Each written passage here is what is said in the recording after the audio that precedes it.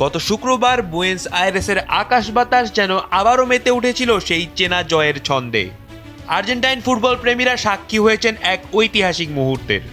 শহরের লা রুবাল প্রদর্শনী কেন্দ্রে সগৌরবে রাখা হয়েছিল ফুটবলের সর্বোচ্চ সম্মান ফিফা বিশ্বকাপ ট্রফি।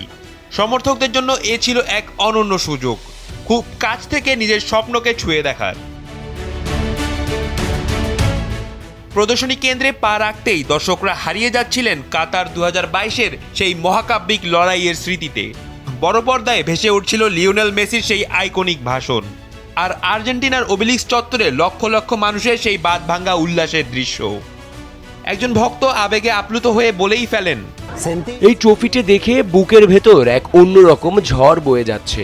এটাতে ম্যারাডোনার ছোঁয়া আছে, মেসির হাতের স্পর্শ আছে, মারিও ক্যাম্পাসের স্মৃতি জড়িয়ে আছে। এটা অবিশ্বাস্য।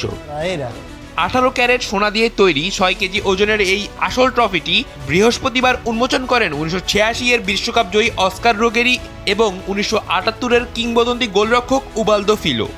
এমন একজন সমর্থকও সেখানে ছিলেন যিনি আর্জেন্টিনার 3টি বিশ্বকাপ জয়ী নিজের চোখে দেখেছেন। তার ভাষায় এত কাছাকাছি থেকে ট্রফি দেখাটি অতুলনীয় অনুভূতি। গুয়েতেমালা, হন্ডুরাস, কলম্বিয়া এবং ইকুয়েডর ঘুরে ট্রফিটি এখন লাতিন আমেরিকায়। আগামী 22 ফেব্রুয়ারি এটি যাবে উরুগুয়েতে, এরপর ব্রাজিল ও মেক্সিকো হয়ে ফিরবে আবার। 2026 বিশ্বকাপের উদ্বোধনের আগে ফিফার এই বিশেষ ট্যুরে ট্রফিটি মোট 30টি দেশে ভ্রমণ করবে। রাফিদ বিন ইসলাম, সময়ের আলো।